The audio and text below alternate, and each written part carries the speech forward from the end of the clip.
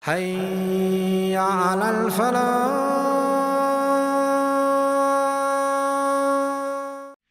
Every single one of us has troubles in his life. Every single one of us has made mistakes. Every single one of us is a sinner.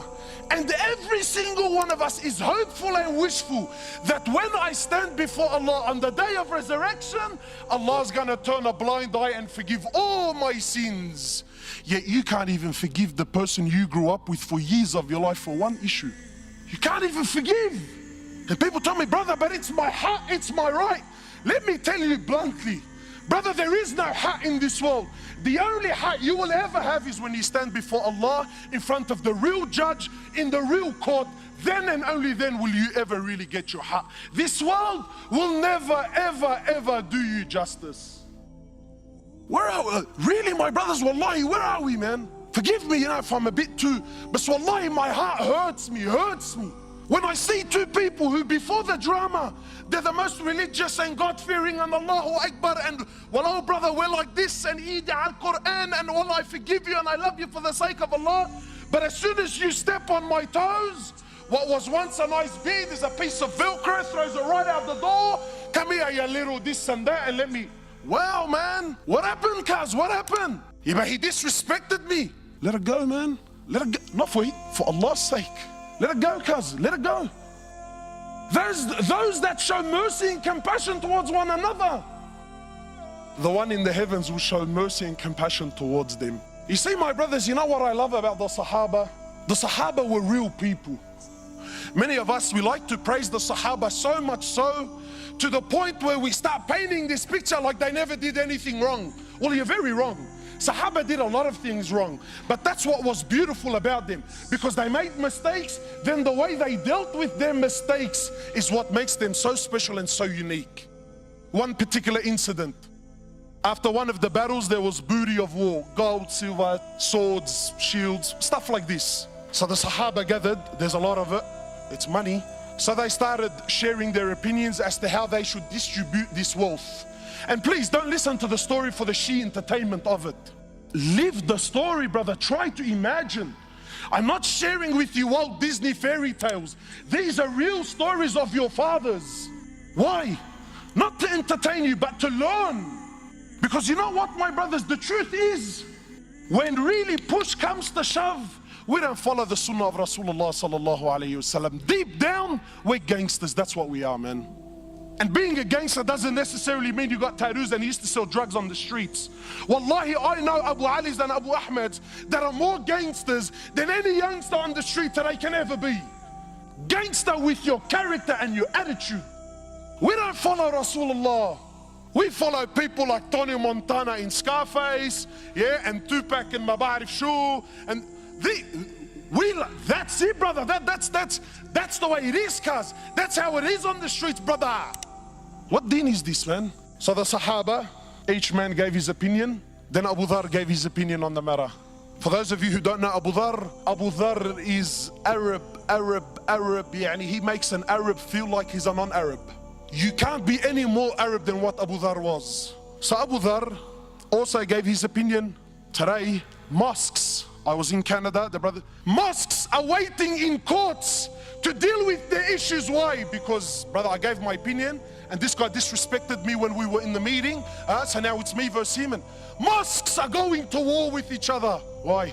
Who's hit it? Brother, I gave my opinion. What, and he went against me? Doesn't he know who I am? I've been here for 10 years, brother. This guy's only been on the board for 5 years. These are the people that are leading our masajid, mashallah. So Abu Dhar gave his opinion. Then the next person was Bilal radiallahu ta'ala anhu. Bilal is the muaddin of Rasulullah sallallahu alayhi wasallam. Bilal not only used to be a slave, but an Abyssinian slave, meaning he was black. So as far as society is concerned, talk about being rock bottom. But you see, Islam came to break this. So when Bilal gave his opinion, he says, Abu Dhar, I disagree with you. Allahu alam, I think this is what we should do with the wealth. So Abu Dhar, imagine being put on the spot in front of everyone. He says, even you, ya Bilal, even you son of a black woman, even you're gonna disagree with me today. These are big words. So Bilal, rightfully so, got very upset. He picked himself up and went to the Prophet of Allah. Now I want to pause here for a minute, because I want to prove my point that we don't follow the sunnah of Rasulullah sallallahu alaihi wasallam. We follow the sunnah of who? Sheikh Tony Montana, mashallah, and Maulana Tupac. When we hear the story of the Sahaba, we exclude our life and our societies, well, because it's different times. My brothers, I want to ask you sincerely, and I want you to answer sincerely. This act that Bilal did by picking himself up and going to the Prophet of Allah to complain, what is this act called in this day and age that we live in today? He's a snitch. True or not? Brother, we have a drama. You pick yourself up to go complain. What are you, a woman, bro? That's street language. You see, but Bilal wasn't corrupted by your Tupac and your Tony Montana. Bilal was affected by your Prophet, who you claim that you follow. You see, Bilal had something in his heart, so he went to someone that can help him with this situation. You and I, nah. That makes me less of a man. Nah, Habib. I'm gonna hold it in my heart. For the next 20 years, I'm gonna thrash him, backbite him, wipe the floor with him, slander him with any opportunity that I can get for the next 20 years. But I won't go to someone that just might be able to help my situation. So Bilal goes, he tells the Prophet of Allah. The Prophet of Allah became furious. So the Prophet of Allah, he comes, he goes to where Abu Dhar was, and he grabs Abu Dhar by he grabs Abu Dhar. Talk about bridging up. This right now was bridging up. And he grabs Abu Dhar and shakes him and says, Abu Dhar, you are a man that still has jahiliyyah in his heart. So what did Abu Dhar do? That little Aqday, is that what he said? Eid al-Quran, that's not what I said. Allah, wallahi, I didn't mean it like that, bro. See, let me tell you the difference between a man and a so-called man. A real man is a man when he acknowledges that he really was in the wrong. He admits that he's in the wrong. So Abu Dhar lowers his head. He understands that he hurt his brother. He understands he upset his Prophet. So how did he deal with the situation? Did he stop praying at that masjid so that I don't see Bilal? Because that's how we deal with our issues, isn't it? Did he? Abu Dhar radiallahu ta'ala anhu, after acknowledging that he's in the wrong, he picks himself up. He goes into the streets of Medina looking for Bilal radiallahu ta'ala anhu. Then when he sees and he finds Bilal, he goes to Bilal publicly. Leave this with me, publicly, in front of everyone. He goes to Bilal in front of everyone and gets down on the floor and says to Bilal, Ya Bilal, by Allah, I will not lift my head off the floor until you step on it with your foot. And let it be known right here, right now in Medina, which one of us today is the honored and which one of us today, Ya Bilal, is the dishonored one. Come on, man, how come I haven't heard this story before, bro? So what did Bilal do? He's vulnerable, he's on the floor, he acknowledged, I told you, bro, I told you I was in the right. What did he do? Wallahi, an opportunity that most of us would love to have with those that hurt us. You see, real forgiveness is to forgive from your heart sincerely, whether you can do something about it or you can't. You see, there are many of us who have issues and dramas with other people, and we paint on the outside that, nah, brother, wallahi, man, I forgive him for the sake of Allah.